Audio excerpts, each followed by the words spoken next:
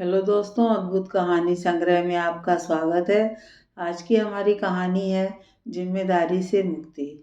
आशा जी, क्या हुआ आपको? रुकिए, मैं डॉक्टर को फ़ोन करता हूँ। मिस्टर शर्मा आशा जी के हाथों को पकड़कर मसल रहे थे। आशा जी लंबी लंबी गहरी सांस लेते हुए उखड़ती हुई आवाज़ में बोली, शायद मेरा अब समय आ गया है शर्मा जी, मुझे माफ़ कर दीजिएगा। मैंने आपका साथ देने का वादा किया, लेकिन मैं आपको बीच राह में छोड़कर जा रही हूँ। मुझे माफ़। एक गहरा सन्नाटा, कमरे पर गूंजती हुई आवाज़ मानो अपने साथ सब कुछ ले गई हो। शर्मा जी एकटक अपनी पत्नी को देखे जा रहे थे, मानो अभी वह सोई हुई हैं और उठते ही उन्हें आवाज़ देंगी। ना तो आंखों में आंसू थे, ना ही करुण द्वंद की पुकार। कितने ही घंटे सदियों के समान बीत चुके। कौन था अपना? कोई भी नहीं। दोनों बेटे अमेरिका में नौकरी को गए तो वहीं के होकर रह गए। शादी के बाद अपनी पत्नी को भी ले गए। शुरू शुरू में तो हफ्ते 2 हफ्ते में फ़ोन कर लिया करते थे और ये सिलसिला धीरे धीरे हफ्तों से साल में गुजर गया।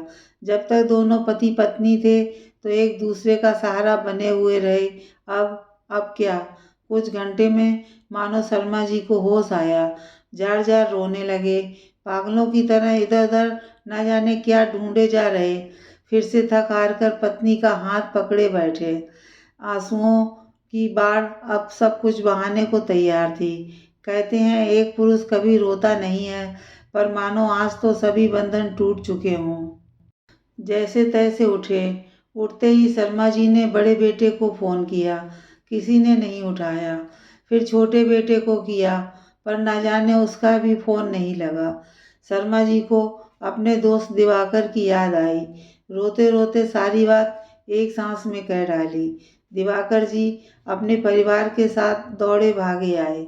सभी ने दोबारा से शर्मा जी के बेटों को फ़ोन किया। बेटों के द्वारा जवाब आया कि हमें तो आने में समय लगेगा, आप लोग अंतिम संस्कार का कार्य कर लीजिए। सभी लोगों के साथ ही शर्मा जी को भी अचंभा हुआ। किस तरह के बच्चे हैं? बोल तो सकते थे कि माँ को हमारे आने तक रहने दीजिएगा, पर यहाँ तो उल्टा ही हिसाब था। अंतिम संस्कार की प्रक्रिया समाप्त होकर शर्मा जी अपने घर पहुँचे। दिवाकर जी ने वहीं रहना उचित समझा। दिवाकर, ये घर बिना आशा के काट खाने को दौड़ रहा है। कैसे कटेंगे मेरे दिन? सब ठीक हो जाएगा शर्मा, हौसला रख। देख, बच्चे भी आने वाले होंगे कुछ दिनों में। आज पूरे 5 दिन बीत गए, लेकिन शर्मा जी के दोनों बेटों का कोई पता नहीं।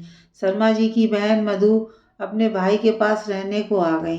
हालांकि वह प्रौढ़ावस्था में हो चुकी थी, लेकिन भाई का दर्द न देखा गया, सो चली आईं। लल्ला, तेरे बच्चे नहीं आए अभी तक, मधु जी ने कहा। आने ही वाले होंगे जीजी, शर्मा जी बोले। अब तो 13वीं का दिन निकट आने वाला था। 13वीं से 2 दिन पहले छोटा बेटा अजय अपनी पत्नी के साथ पहुंचा। सभी को बहुत आश्चर्य हुआ। अजय ने तो माँ की कोई बात ही नहीं की। बेटा, बड़ा भाई नहीं आया? मधु जी बोली। बुआ जी, वह बाद में आएंगे, अजय बोला, कहते हुए अपने कमरे में चला गया। आशा जी की 13वीं की सभी रस्में समाप्त हो चुकी हैं। शर्मा जी अपनी पत्नी की तस्वीर को निहारे जा रहे थे। शर्मा जी अजय के कमरे की ओर गए तो ठिठक कर रह गए। बेटे बहू दोनों की आवाज़ें सुनाई दे रही थीं। मैं तो थक गया हूँ कहते कहते कि बड़े भैया क्यों नहीं आए। अरे, कैसे बताऊँ? उन्होंने तो कहा माँ के समय तुम चले जाओ, मैं पापा के समय चला जाऊँगा। सही भी है, मैं भी बार बार नहीं आ सकता, अजय अपनी पत्नी से बोल रहा था। वाह बेटा, बहुत खूब।